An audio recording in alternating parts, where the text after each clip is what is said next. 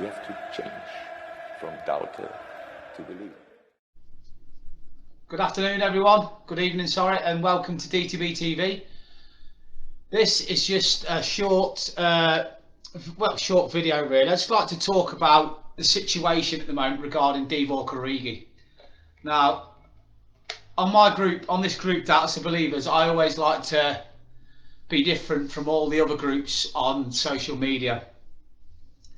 And the reason why I put up earlier, Divock Origi, give the lad a break, is because it's getting ridiculous. And I watched the game yesterday, and during the game, don't get me wrong, I was frustrated with every player. It wasn't just Divock Origi when he came on. I was frustrated with every single player. It was just one of them games where nothing was going right. Mo Salah was poor, Firmino was poor, everyone was poor more or less, apart from maybe Nat Phillips, Hendo and the goalkeeper, right? Now, I just read one of the comments off one of the lads that said, hang about, Neil, you were slagging off Origi yesterday. Yeah, yesterday during the match against Brighton, I said that he wasn't good enough. He's not good enough, but he's not good enough for some reasons. Some massive reasons. For example, if you've played football before, I'm sure there's a few of us on this group that have played football before, right? If you don't play every week, you're off the pace. You're just totally off the pace. I mean, your passing's off the pace, your shooting's off the pace, everything's off the pace because you're not playing football every week. You're not playing that match situation. Divock Origi, I can guarantee you this, and this is the reason why I'm going to do this video now. Let's go firstly to the subject on, I got frustrated with him yesterday. But if you were watching my live video, I was getting frustrated with every single player yesterday because it was one of them games where I'm sure I wasn't the only Liverpool fan that was getting peed off and getting frustrated, right? That happens. Did you see me put a single post up afterwards, after that game, slating any player? No. Did you see me put up a post at all saying Divock Origi's... Some of the statuses are shocking, right? And that's just not on this group. Just listen to these headlines here. Putting Divock Origi on Google. Rousing of the cop. Divock Origi showed against Brighton why he needs to be moved on. Caught offside. Liverpool legend names two players who aren't good enough for Jurgen Klopp's side, with Origi in the picture. Read Liverpool. Liverpool fans feel one moment summed up Divock Origi. So, another one here. Divock Origi, not good enough for Liverpool. So, blah, blah, blah. So, these players read, they do go on Google, they do go on, they do see stuff. Listen to what Curtis Jones said when Curtis Jones said that, thank you to the real supporters that got behind my back. Now, one thing I'm going to say is, Divock Origi, it's a fact that we wouldn't have won the Champions League without him. It's a fact. He was part of the team, he was part of the squad, he was starting games. His attitude the night we played Barcelona, if he wasn't right from the off, we don't win that game. He scored in the Champions League final, we don't win that game. He scored the last minute goal against Everton, the last minute goal against Newcastle. Do you know if we'd have won the league this season where we won 97 points, where we got 97 points, right? Divock Origi, right, literally would have been the most important substitute we had that season. They'd have been talking about him for years. That's the fine details there is in football. Now, it's not Divock Origi's fault that everybody around Europe is skint at the moment, right? It's not his fault that nobody can buy him. It's not his fault that, that he's off the pace, that he's not able to be good enough at the moment. He's not getting played every week. But what really frustrates me is, the poor lad still comes on, still tries to do everything, still runs his arse off, still tries shots, still, he doesn't throw his toys out the pram and say, stuff you, Jurgen Klopp, I'm not playing for you, you don't play me, Doesn't throw his toys about the pram. You never hear a bad word said about him. You never hear the fact that he's anything other than somebody, and Klopp obviously loves him, because Klopp wouldn't play him. Klopp let Minamino go, and then I see people saying, well, why did they let Minamino go and keep Origi? Mate, do we know what goes on behind closed doors? Maybe Minamino is in the office every day saying to Klopp, I want to play, I want to play, I want to play. And it's all right saying, but we love Minamino because Minamino scored a goal against Crystal Palace. Wow, whoop-de-doo-dah.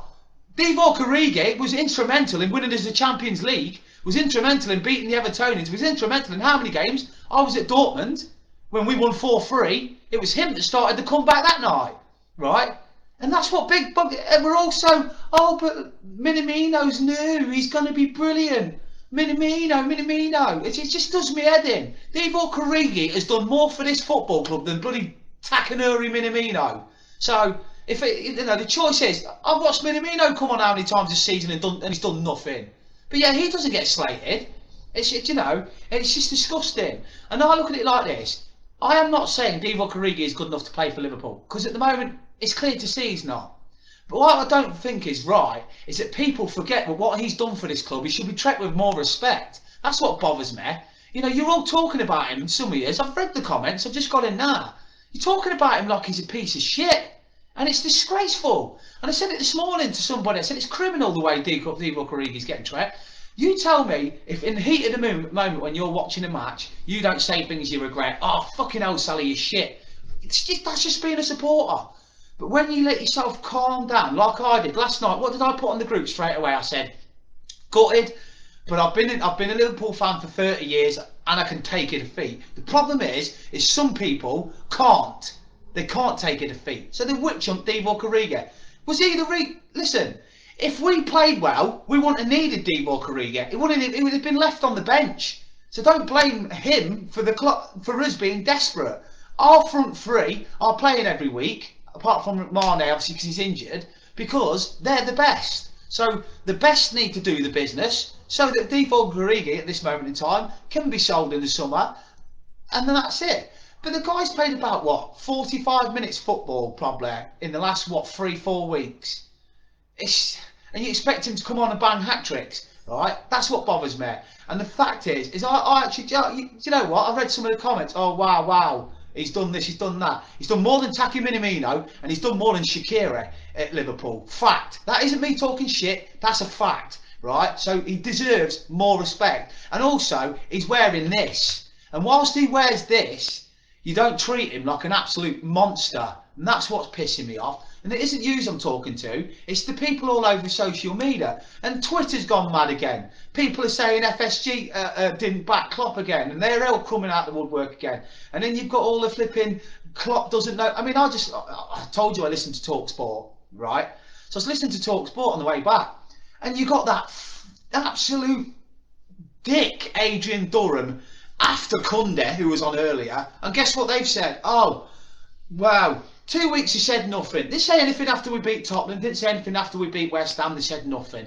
Oh, now they're saying, oh, Liverpool can't use injuries as an excuse. They've made an absolute disgraceful attempt of retaining their title. Do you know what? I actually wanted to jump through the phone and punch that Adrian Durham.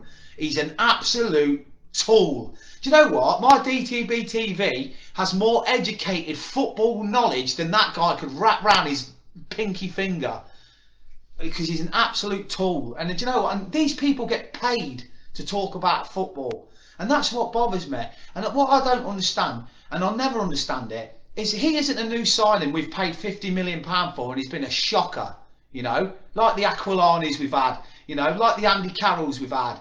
Andy Carroll gets more love than Divock Origi. It's a disgrace. And I tell you something now, you can be professional in what you say. I'm saying it now. It's not good enough for Liverpool, right? But there's nothing we can do at the moment. Because one, there's a pandemic going on, we can't sell him, right? Two, we've got no strikers, right? Other than Origi, right? Because Brewster was sold, right? And that was what we used to get Thiago and all that in, right? So all of you that were moaning for Thiago, you got Thiago. So that's the reason why we didn't get a striker. I said it in the summer that Thiago would sign, but didn't mean that I wanted Thiago to sign. He's a fantastic player, I'm glad we signed him. But I've been saying from minute one that we needed a striker, and we got one when we got Jota. So that was it. So Jota, when Jota comes back, you're not going to see Divock Origi. But desperate times call for desperate measures, right? And how do you think Divock Origi feels when he's getting thrown on with 10-15 minutes to go? He's off the pace a little bit, right? And then he goes home, he puts on social media, and he's got the entire fan base, not people like myself and many others, but 20, 30, 40% of the fan base saying he's shit, not good enough. He must be sitting there with his Champions League medal in his room going, Cheeky bastards. After all I've done for them. Barcelona wouldn't have happened without me. You know, I was part of that team. I was part of the team that, you know, that I went to the, you know, say if we didn't score the second goal in the final, what if Tottenham went 1-1? We don't win that. These fine details, for me, you should be classed as a legend when you make an impact. So it was a sub we used to have in the 70s and 80s. He used to say was brilliant. Fairclough was it, or one of the, oh, he's a legend. Oh, why? God, because he used to come on and score his goals when we needed it. Yeah, so did Divock Origi, so he needs a bit more respect, and that's all I'm going to say. Anyway, I wasn't going to do any live videos tonight, but you'll never walk alone. And I just say, just stick behind the players. He's not going to be here for long anyway. I'm not talking to everyone, you know me, Mark, but it just gets my back up. It annoys me, because at the end of the day, your job is to support when you're a supporter, right? And that's not supporting. And for those idiots at keyboard me back saying, oh, not like the players read it. Anyway, yeah, they do. And I've said this on a million occasions. Arsenal TV, the players wanted shutting down because the players were going home and they were listening to DT and Troops and all that, and destroying them. Granit Xhaka, he said it took him 18 months to get playing good football again after listening to Arsenal TV. Social media, whether you like it or not, and this was on TalkSport yesterday, I totally agree with what Simon Jordan said. He said, because everybody's in lockdown at the moment, right, you're on social media more. So people that don't normally go on social media are on it because there's nothing else to do. So I can guarantee you, what kind of confidence as supporters are those supporters giving our players when they're completely flipping destroying them? You'll never walk alone.